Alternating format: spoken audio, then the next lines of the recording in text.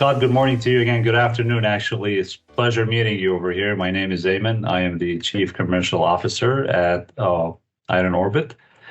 A little bit of introduction about you. You're a distinguished professional engineer, and you're a project director currently at Walter P. Moore and Associates, as I understand. You have extensive experience, actually, in structural engineering in particular, and in alternate delivery projects like design, build, and integrated project delivery. Not that I know what that is, but I'm looking forward for you to teach me over here.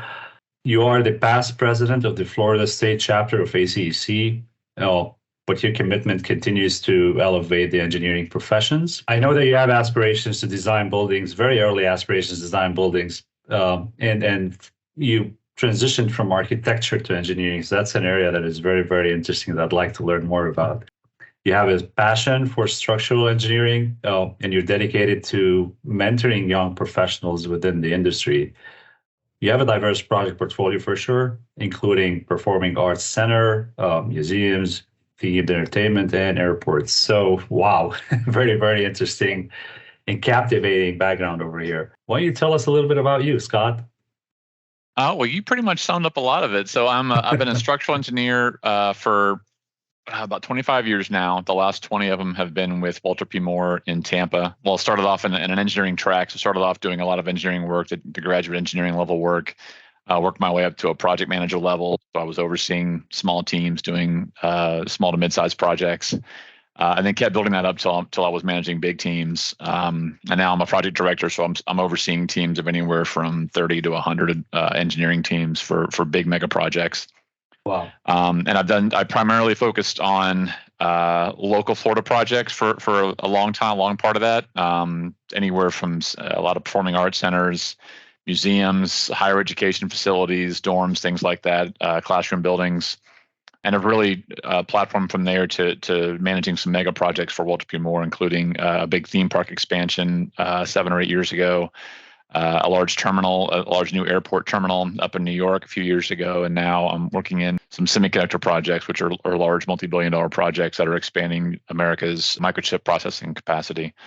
So I specialize in doing a lot of big project delivery, integrating very diverse teams, not just structural engineering, but also the other service lines that Walter P. Moore offers, including facade design, secure design, so blast design services, and construction engineering, and integrating them with large, diverse project teams that are often delivered what used to be called alternate delivery methods, but are becoming more commonplace now as buildings are built faster, more complex, and more expensive. Owners are looking for different ways to build those projects, so they're looking more towards design, build, and integrated project delivery and different methods of procuring projects to get those big projects built. So I specialize in that aspect of the construction world, specifically on how Walter P. Moore fits into that.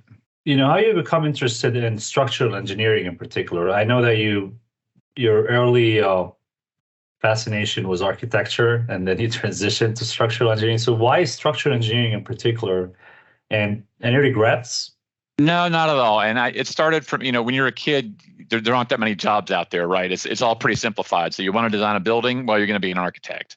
And so I really, when I was sketching out houses and buildings on sketch pads when I was 10, 11, 12 years old, I always thought I'd go into the architecture profession. And I started doing that in college. When I applied to colleges, I looked for their architecture schools, how they ranked, and if they were any good. And when I started at University of Florida back in the 90s, I started off in a few design classes and quickly realized that especially the basic courses in architecture are really about conceptual design, the artistry of architecture.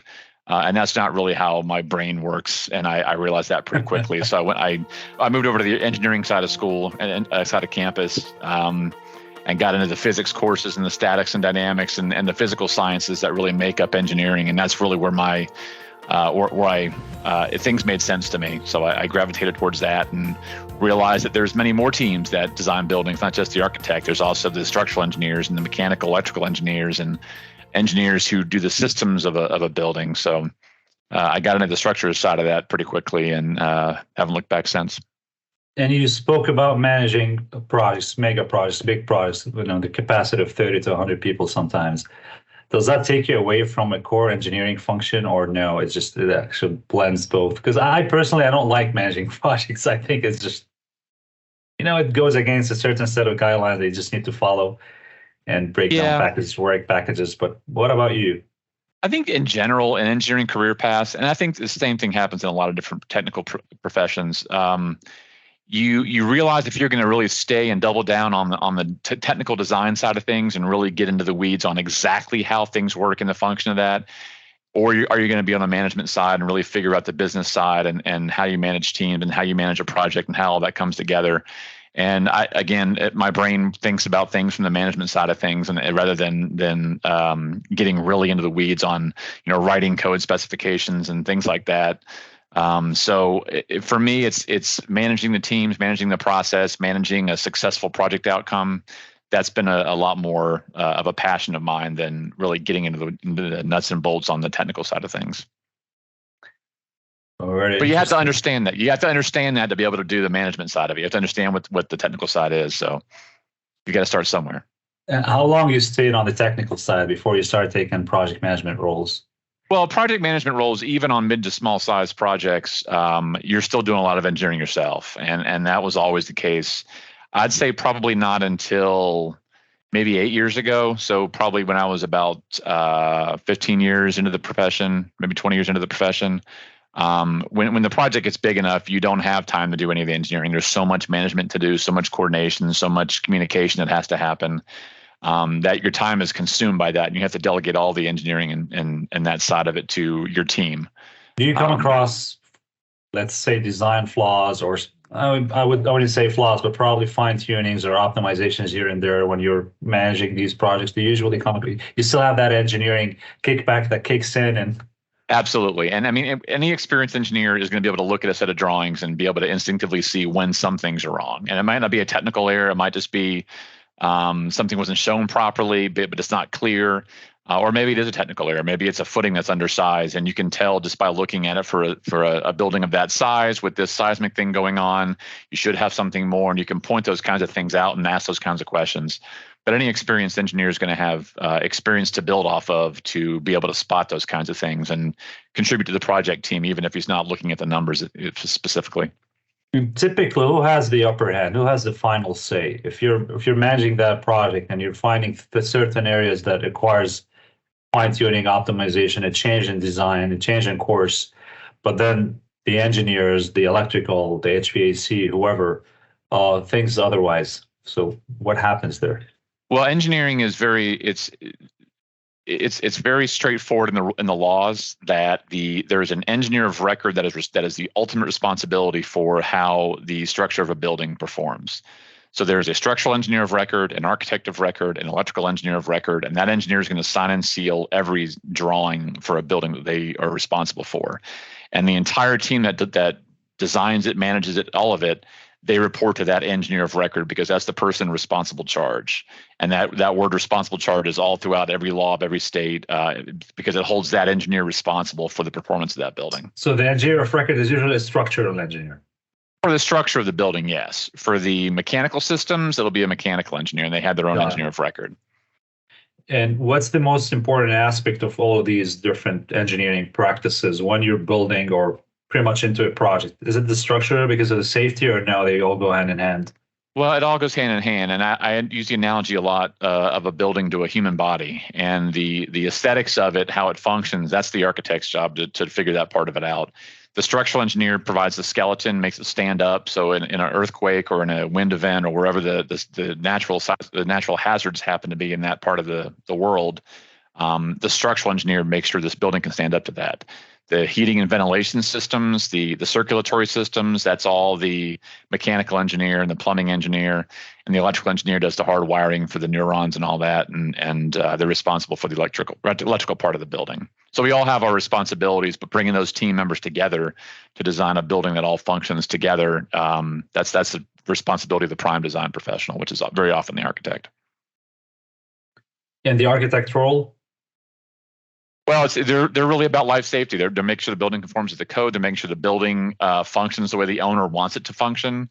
They're the prime design professional, so they're often bringing all the other consultants along, bringing them into the team, making sure they're doing their part of the job too. So there is a big management part of that the architects need to manage also. Well, when there's a conflict between the architect and the structural team, right? The architect wants a specific design, and then the structure guys think that it's not feasible or it's not safe enough. We got to work together. I mean, we're all professionals. Typically, as a prime design professional. Is it very common? Is this common? Is this a common case that happens? Well, I mean, there's always disagreements, and but I mean, you're a good team if you can come together and work together to find the right solution that's going to work for everybody. And ultimately, the owner is the one it's their building. They're the one that are buying the building and buying the design. So ultimately, it's going to go into what they want, and the team's got to find out the best way to do that. We'll talk more about this probably later down. Sure. This session, because I want to know exactly where is the breaking point between what's safe to deliver and what's beautiful to deliver, right? The final product, right? So we're just going to talk a little bit more about it. But I'm really interested to know, what is the alternate delivery projects like design, build, and IPD? And I know that you have very extensive expertise there. So what does that mean in particular? So I'll give you kind of the high level view and a little bit of the history of how buildings are procured. Typically, and if an owner wanted to build a building, they would hire a design team to design it. They would design it all the way, and then they would go to a contractor and say, all right, you all need to whoever can give me the lowest price for this, you can be the one to go build it. And that was called design, bid, build. We would design the project, somebody would bid it, and then they would go build it. That changed a little while ago, and they started bringing the contractors on a little bit earlier to help make good decisions during design that were aligned with what the market could provide. If concrete was short, for instance, the construction team might know that better than the design team would, and they can help put that kind of input into the design as the design is happening.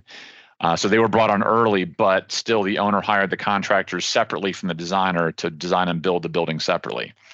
Design builds graze that completely, and so the owner, if they want to build a building now, they go out and hire one design build entity that includes a designer and the builder to design and build the project. And during the design, they have to weigh the cost, they have to weigh, and the design builder is responsible for bringing that project in under budget. So the design builder can influence the design based on bringing the project in under budget, because that's their prime responsibility. There's another project delivery method called integrated project delivery, which is IPD. But let me stop you for a second. Sure, when you merge the design and the build and they become one entity, what happens to the bid? Because obviously you're choosing who you wants to design and build to be, and then the bid comes afterwards. It just doesn't make sense, right? There's not really, there's not really any bidding. You might bid your subcontracts out. So your concrete subcontractor might bid to win the project, or the steel sub might bid to win the project. But the builder's responsibility is to estimate the project cost early and then make sure the design can be delivered for that cost. So it's a much more complex delivery method. And how do you choose if there's no bidding? How do you choose based on? Well, there's a lot of nuances to it. I mean, with design, bid, build, the owner loses a little bit of control. So if they say, I really want to have this finish on my cabinets, if the design builders, they're responsible for bringing the project in under budget, they may say, well, you can't afford that, so we're going to go with this option. No, my question is, how do you choose who's the design builder that it will be of choice if it's not based on a specific bid or because usually, you have a bid, you float that RFP, and then you'll have different bidders coming in, and then you look into them and you evaluate. Obviously, price is not the only pretty much concern or factor that you take into consideration, but it's a major one. So when you're taking out the bidding from the formula, the bidding components from the formula, then you're just literally selecting directly the design build entity without even having to bid. So that's a really good question. And in those cases, and when an owner picks design build to go down that path, qualifications-based selection is really how they go about doing that. And qualifications-based selection has been in the design world for over 50 years, where the federal government's got laws that say you can't pick a design team based on low bids, right? That's what I was thinking about the government, because governments, everything has to go through a bid. It just doesn't work this way. Well, but you can't bid an engineering. You don't want to bid engineering services. You don't want the lowest bidder designing your building.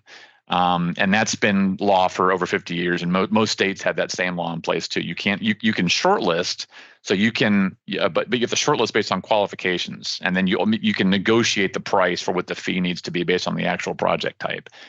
That's what design build does, is that brings that a little bit into the build side of things too, where now you're selecting a design and build team, not just based on what the lowest cost is, but based on qualifications. Is that builder, have they designed an airport and built an airport before? If not, maybe you don't want to hire them to build your airport. So it's really based on qualifications more than it is based on who sets cost. the qualifications? Are there any regulations around how the qualifications needs to be listed or set? It varies all over the country, and it's something that a lot of different owners are trying to figure out still. So there's a lot of trade organizations that are trying to help give guidance to owners on how to do that. But it's still, right now, it's a little bit of the wild, wild west, where it varies widely from different parts of the country to others. And how do you ensure that a developer is not always consistently going for the cheapest solution out there? You can. And it's a risk in the industry right now that firms like mine are becoming more aware of, because you might get involved in a project where you think you're being picked up on qualifications and that you're going to have a collaborative team, but in the end you're not, and then claims come up, and that's why you'll see, if you get involved with trade organizations or any kind of conferences around the construction industry, there's a lot of talk the last 5-10 years about risks in design build, from the insurance lobbies, from the lawyers, because there is a lot of risk right now, because it is still kind of the Wild West until we figure out common rules and best practices for how to deliver design build successfully. And I was planning to dive into this at a later stage of today's call, but then it's really, really interesting.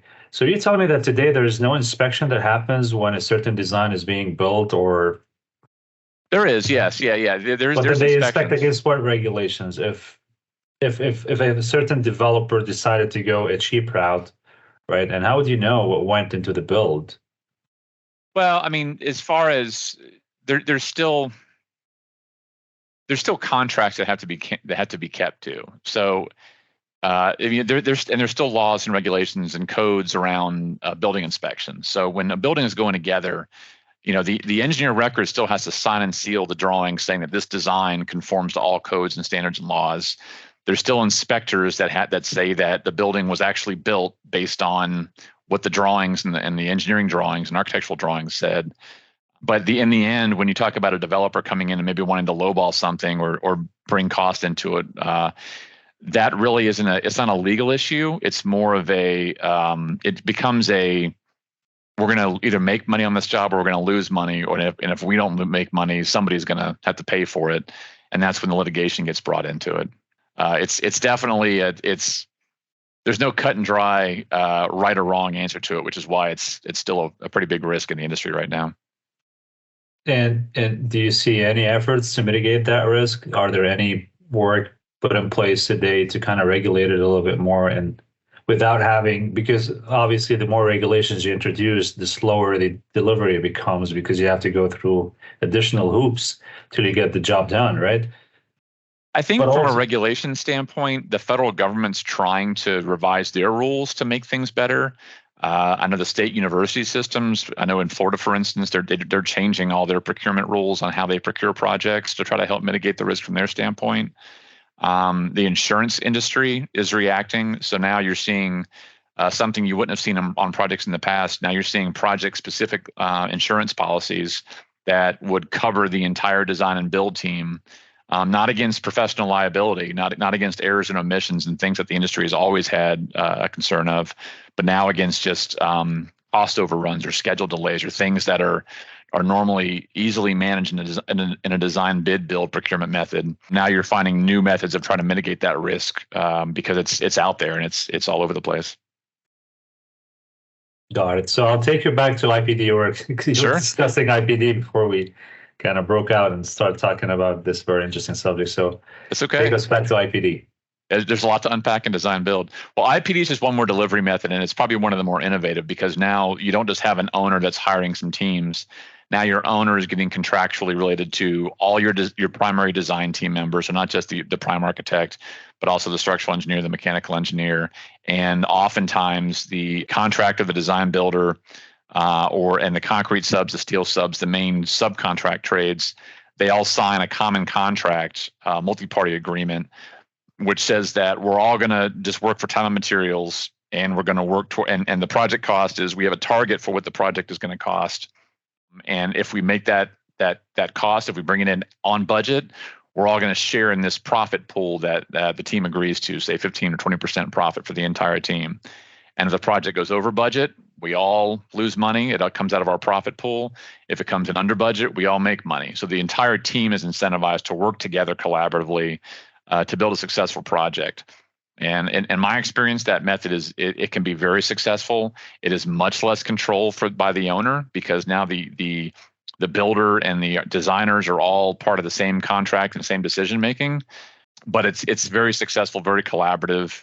It can be very collaborative, and I believe most of the time there's often clauses in the contract that say you can't sue each other at the end of the project, which also builds trust, and it immediately has people working together to solve problems and not just point fingers when something goes wrong.